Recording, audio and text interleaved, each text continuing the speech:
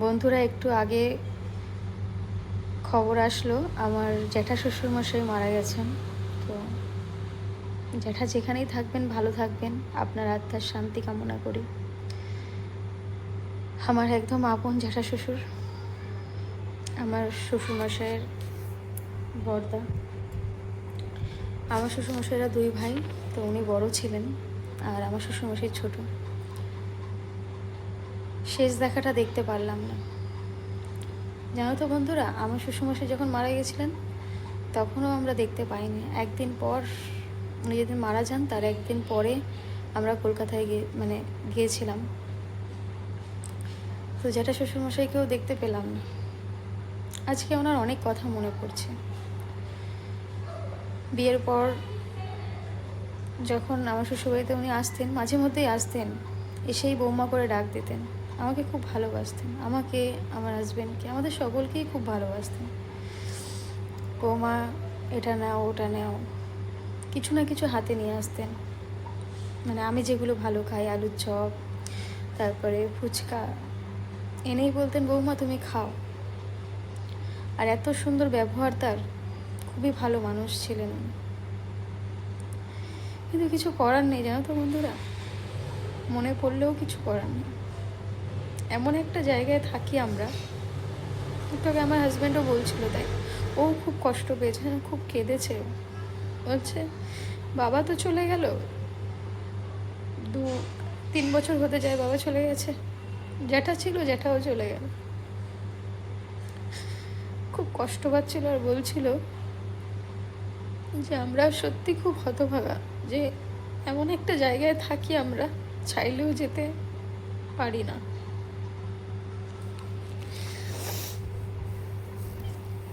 যাই হোক, ভাবছিলাম ভিডিওটা করবো না, তা ভাবলাম সবটাই যখন তোমাদের সঙ্গে শেয়ার করি, এটাও শেয়ার করলাম। তাই জন্য উনি যেখানেই থাকুন ভালো থাকুন, ওনার আত্মার শান্তি কামনা করি, এইটুকুই বলতে চাই। কত মানুষ চলে যাচ্ছে, ভালোবাসার মানুষ, কিন্তু শেষ দেখাটুকু দেখার ভাগ্য আমাদের নেই। বাড়িঘর সব আছে জানো তো আমাদের কলকাতায়, কিন্তু কপালে, এই যে কপালে যে থাকা নেই। যাই হোক, কি আর করা যাবে বলো, কিছু করার নেই।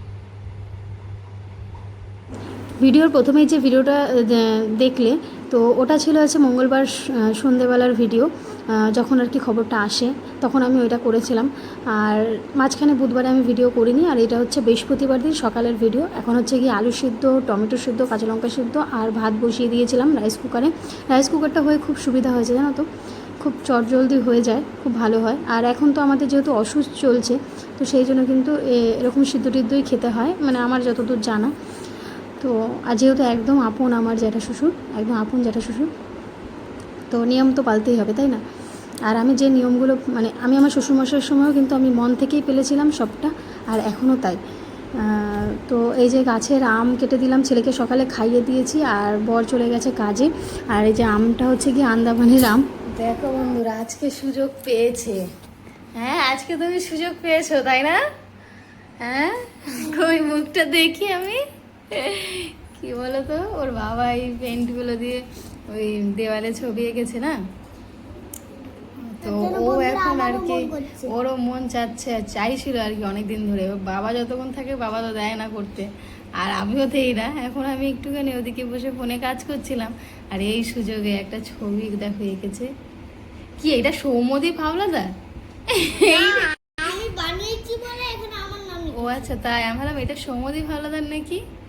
এটা তোমার নাম লেখা বাবা? কে লিখে দিয়েছে? তুমি লিখেছো? এত সুন্দর, বাবারে বাবা, আমার সোমু বাচ্চাটা কি সুন্দর লিখেছে, কি সুন্দর এঁকেছে। তোমরাই বলো তো আমার সোমু কেমন এঁকেছে, আর লেখাটাই বা কেমন হয়েছে। আমার ছোটো কাকির বাপের বাড়ি থেকে দিয়েছে আমগুলো। এখানের আম তো বেশিরভাগই পেকে গেলে পোকা হয়ে যায়, তবে এই আমগুলো বেশ ভালো মিষ্টি খেতে। তো ছেলে আমার আম খেতে ভীষণ পছন্দ করে, তাই কেটে দিয়েছিলাম। কেটে দেওয়ার পরে দেখলেই তো তোমরা, ও ছবি টবি আঁকছিল। তারপরে এই যে এখন স্নান টান করিয়ে দিয়েছি, আর এই যে খাটের উপর বসে খেলাধুলা করছিল, আর আমি এদিকে জামা কাপড়গুলো গুছিয়ে নিচ্ছি। এগুলো হচ্ছে কি আগেরই জামা কাপড়, মানে সোমবার দিন ধুয়েছিলাম, আর বুধবার আমি সেরকম কোনো কাজ করিনি, তো সেই জন্য আর তোমাদের সঙ্গে ভিডিও শেয়ার করিনি। আর আমি অনেক দিন হয়ে গেল আমি ভিডিও দেই না, কিছু সমস্যার কারণে, পার্সোনাল কিছু সমস্যার কারণে আমি ভিডিও দিচ্ছি না। তো এখন থেকে ভাবছি আবার কন্টিনিউ করব, দেখা যাক কতদিন কন্টিনিউ করতে পারি। মাঝে মাঝেই তো আমি ব্লগ দেওয়া বন্ধ করে দিই, তো চেষ্টা করি জানো তো, কিন্তু ওই যে হয়ে ওঠে না আর কি। তবে তোমরা পাশে থাকলে অবশ্যই আমি পারবো, আশা করছি এবার থেকে, মানে দেওয়ার চেষ্টা আমি সবসময় করি। আর এই ভিডিওটাকে কিন্তু আমি খুবই ভালোবাসি। তো এদিকে জামা কাপড়গুলো গুছিয়ে নিলাম, ছেলে এখানে বসে বসে খেলাধুলা করুক। তারপরে যে আর এখন জামা কাপড় তো কিছু কাছাকাছি করতে পারবো না, তবে জল ধোয়া করা যায় যতদূর শুনেছি, দেখা যাক কি করি।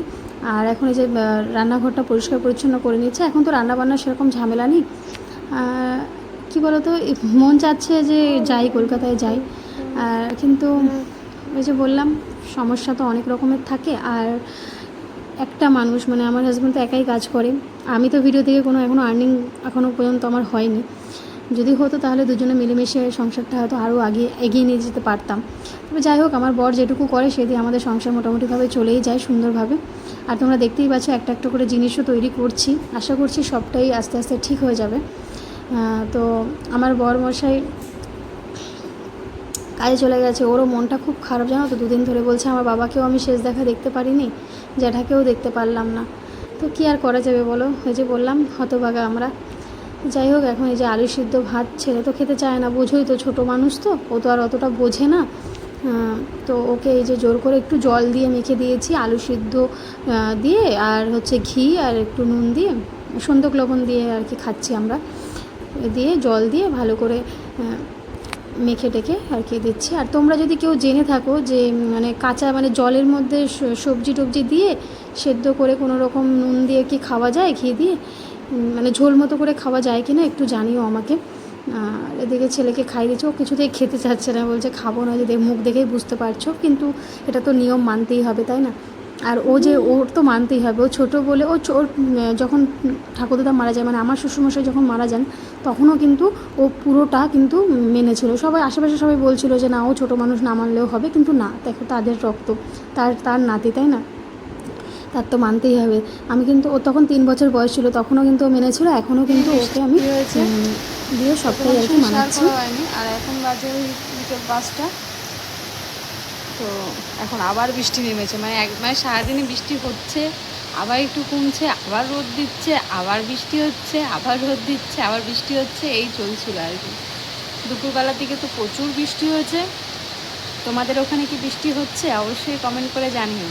আমাদের এখানে কিন্তু বৃষ্টি হচ্ছে। আর আন্দামানে বৃষ্টির কোনো বলে কয়ে আসে না আর কি, বৃষ্টি যখন তখন বৃষ্টি হয়। ও ভাল লাগছে, বেশ ঠান্ডা ঠান্ডা হাওয়া দিচ্ছে, বৃষ্টি হচ্ছে তার সঙ্গে কিন্তু হাওয়াও চলছে, বেশ ভালো লাগছে। বৃষ্টি হলেই আমি এই রান্নাঘরে জানলার এখানে চলে আসি, দেখি, আর এই ঠান্ডা ঠান্ডা হাওয়া দেয় তো বেশ ভালো লাগে। এখন রোজই বৃষ্টি হচ্ছে, প্রত্যেক দিন বৃষ্টি হচ্ছে।